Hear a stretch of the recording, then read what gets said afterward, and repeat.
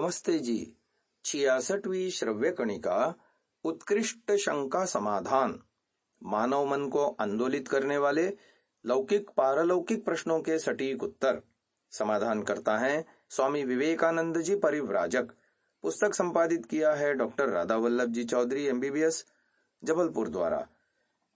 पुस्तक का प्रकाशन दर्शन योग महाविद्यालय आर्यवन रोजड़ गुजरात द्वारा। क्रम प्राप्त आज की छोटी सी शंका है 210वीं। क्या कुसंस्कार से आत्मा दबता है? स्वामी जी समाधान कर रहे हैं, जी हाँ, कुसंस्कारों से आत्मा दबता है, आत्मा की अवनति होती है। इसलिए कुसंस्कारों का विरोध करना चाहिए। 211वीं अगली शंका है, क्या जब हम समाधि अवस्था प्राप्त करें तब ही ईश्वर का अनुभव होगा? इसके उत्तर में स्वामी जी लिखते हैं, जी हाँ, ईश्वर का अनुभव जो सूक्ष्म अनुभव है, जिसे समाधि कहते हैं, समाधि प्रत्यक्ष कहते हैं, वो तो समाधि लगाने पर ही होगा, परंतु उससे पहले भी कुछ मोटे स्तर का अनुभव हो सकता है। और वैसे बहुत सारे लोगों को होता भी है, पर वो ध्यान नहीं देते, ध्यान कम देते हैं। कैसे होता है ईश्वर का अनुभव? पहले भी मैंने कहा था कि जब हम बुरा काम करने की बात सोचते हैं तो मन में भय, शंका, लज्जा होती है कि नहीं होती? होती है ना। यह जीवात्मा की ओर से नहीं है, यह ईश्वर की ओर से है। यह सत्यार्थ प्रकाश के 7वें समुल्लास में लिखा है। इस तरह से हम अपने अंदर ईश्वर को अनुभव कर सकते हैं। जब हम अच्छी योजना बनाते हैं तब आनंद, उत्साह, निर्भयता ये अंदर से प्रतीत होता तो है। तो महर्षि दयानंद जी लिखते हैं, यह ईश्वर का अनुभव है। यह एक मोटे स्तर का आंतरिक अनुभव हुआ। और एक दूसरा स्थूल बाह्य अनुभव भी है। वो कौन सा है? इस प्रसंग में 7वें समुल्लास में लिखा है, गुणों को देखकर गुणी का प्रत्यक्ष होता है। प्रसंग यह चल रहा है, आप ईश्वर ईश्वर कहते हो, उसकी सिद्धि कैसे करते हो? तो उत्तर दिया कि सब प्रत्यक्ष आदि प्रमाणों से हम ईश्वर की सिद्धि करते हैं। तो प्रत्यक्ष प्रमाण के प्रसंग में महर्षि दयानंद जी ने लिखा कि गुणों के माध्यम से गुणी का प्रत्यक्ष होता है। उदाहरण के लिए, जैसे यह पृथ्वी है, पृथ्वी एक गुणी है, यानी द्रव्य है, और इसमें रूप, रस, गंध, स्पर्श आदि आदि गुण हैं। जब हम पृथ्वी का प्रत्यक्ष करते हैं तो आंख से देख करके रूप के माध्यम से पृथ्वी का प्रत्यक्ष करते हैं, या इसकी मिट्टी की गंध आती है तो गंध से हम पृथ्वी का प्रत्यक्ष करते हैं, अथवा हाथ से छू करके स्पर्श गुण के माध्यम से प्रत्यक्ष करते हैं।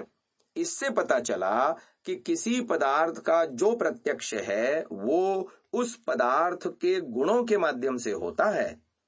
तो यह उदाहरण देकर महर्षि दयानंद जी आगे कहते हैं कि इस सृष्टि में ईश्वर के रचना आदि गुण इस सृष्टि में देखिए। सूर्य ईश्वर द्वारा रचित पदार्थ है, चंद्रमा ईश्वर की रचना है, पृथ्वी ईश्वर द्वारा रचित पदार्थ है, और फूल, फल, वनस्पतियां, पशु पक्षी, प्राणियों के शरीर ये किसने बनाए? अर्थात ईश्वर ने। तो सृष्टि के पदार्थों में ईश्वर की रचना आदि गुणों को सृष्टि में देखो, और इस रचना गुण से इनके रचनाकार ईश्वर का प्रत्यक्ष करो। तो यदि हम इन पदार्थों की रचना को ध्यान से देखेंगे तो भी हमको मोटे स्तर पर ईश्वर का अनुभव होगा कि हाँ, कोई ना कोई है जो फूल बनाता है, कलियां बनाता है, वनस्पतियां बनाता है, पेड़ पौधे बनाता है, साग सब्जी बनाता है, प्राणियों के शरीर बनाता है, सूरज, चांद, धरती बनाता है। कोई न कोई है। इस तरह से मोटे स्तर का प्रत्यक्ष बिना समाधि के भी हो सकता है। तो यह दो प्रकार का प्रत्यक्ष हुआ। एक तो रचना आदि गुणों को देखकर ईश्वर का मोटा स्तर का अनुभव, और दूसरा अंदर वाला अर्थात भय, शंका, लज्जा के माध्यम से ईश्वर का अनुभव। यह दो तरह का अनुभव तो सबको हो सकता है। थोड़ा सा ध्यान देंगे तो सबको हो जाएगा। बाकी तीसरा समाधि वाला सूक्ष्म है, कठिन है, इसलिए वो लंबे समय के बाद होगा। अगली 212वीं शंका है कि मुझे पता है कि ईश्वर सर्वव्यापक और निराकार है और वही हमारे वास्तविक माता पिता, पालक पोषक और रक्षक हैं। फिर भी मैं ईश्वर को अपने माता पिता की तरह प्रेम नहीं कर सकती। मुझे क्या करना चाहिए जिससे मैं परमपिता परमात्मा को माता पिता की तरह प्रेम कर सकूं? इस प्रश्न का समाधान स्वामी जी कर रहे हैं। बार बार ईश्वर के बारे में चिंतन करें, बार बार सोचें। हम जी रहे हैं, 24 घंटे वायु का प्रयोग करते हैं, श्वास लेते हैं। अगर 5 मिनट शुद्ध वायु न मिले तो शायद हमारा शांति पाठ हो जाएगा ना। शुद्ध वायु 5 मिनट न मिले तो मृत्यु हो जाएगी। जीना कठिन है। इस तरह से सोचिए, कौन है जो हमारे जीवन की रक्षा कर रहा है? एक एक मिनट, एक एक सेकंड कौन हमको यह शुद्ध वायु, ऑक्सीजन दे रहा है जिसके कारण हम जी रहे हैं? कौन हमारे लिए हर एक ऋतु में अलग अलग सब्जियां बनाकर भेज रहा है, अलग अलग फल बनाकर भेज रहा है, अलग अलग वनस्पतियां, औषधियां और तरह तरह की चीजें बनाकर भेज रहा है? ऐसे ईश्वर के गुणों पर विचार करें। कौन है जो हमारे कर्मों का हिसाब रख रहा है? एक एक कर्म का हिसाब रखता है। 24 घंटे में हम पता नहीं कितने कर्म करते हैं, मन से, वाणी से, शरीर से। कौन है जो हमारे सारे कर्मों का हिसाब रखता है? कौन है जो हम पर अन्याय करने वालों को दंड देता है? उन अन्यायकारियों से जो हमको नुकसान होता है, हानि होती है, उस नुकसान की पूर्ति करता है, हमारी क्षतिपूर्ति करता है, यानी कॉम्पेंसेशन देता है। वो कौन है? मनुष्यों में तो कोई नहीं दिखता। और हम जो अच्छे कर्म करते हैं, उन अच्छे कर्मों का फल हमको कौन देता है? हमें मनुष्य जन्म देता है, आगे बार बार देता है, अनादि काल से देता आ रहा है और भविष्य में भी अनंत काल तक देता रहेगा।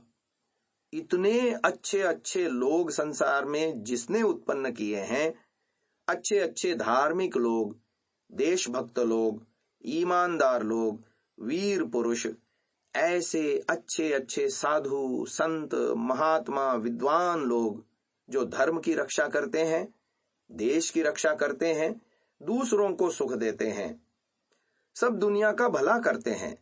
कौन है उनको भेजने वाला?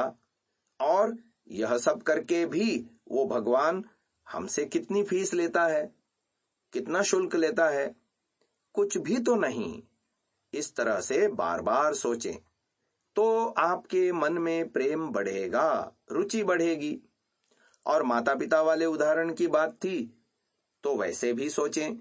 जैसे छोटा बच्चा होता है, 15 दिन का, 1 महीने का, उसका सारा काम उसकी माँ ही करती है।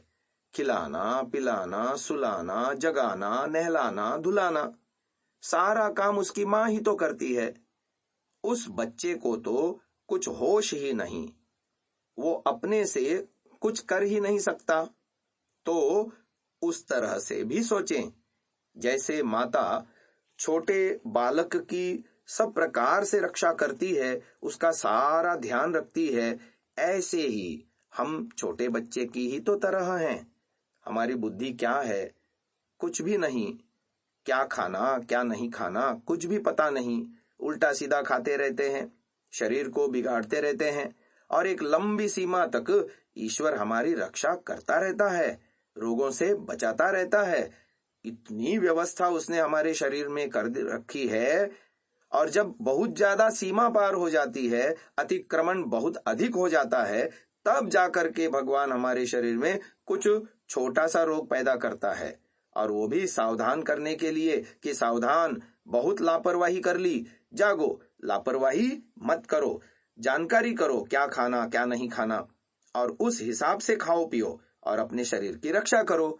तो इस तरह से हम बहुत कम जानते हैं कैसे जीना चाहिए, कैसे सोचना चाहिए, कैसे बोलना चाहिए, कैसे व्यवहार करना चाहिए, कैसे उठना बैठना चाहिए, बहुत कम जानते हैं।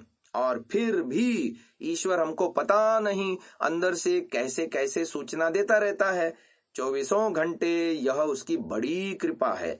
इस तरह जब हम सोचते हैं तो हमें लगता है कि हम वैसे ही बच्चे हैं, 15 दिन के, 1 महीने के, 2 महीने के, और हमारी सब रक्षा भगवान ही कर रहे हैं। कब कैसी बुद्धि देता है, कब क्या अंदर से सुझाव देता है, और जब हम उसकी बात मान लेते हैं तो हमारा बहुत सारा काम निपट जाता है, हमारा बहुत अच्छा भला हो जाता है, हम अनेकों विपत्तियों से, दुर्घटनाओं से बच जाते हैं। इस तरह से सोचें तो माता पिता की तरह हमारे अंदर भी रुचि आएगी कि जैसे हम माता पिता को चाहते हैं, उनसे प्रेम करते हैं, उनका उपकार समझते हैं, ऐसे हम ईश्वर का भी उपकार समझेंगे। ऐसा बार बार सोचें तो हम उनसे माता पिता की तरह प्रेम करने की स्थिति भी प्राप्त कर लेंगे। आज की श्रव्य कणिका को यहीं विराम देते हैं। ओम।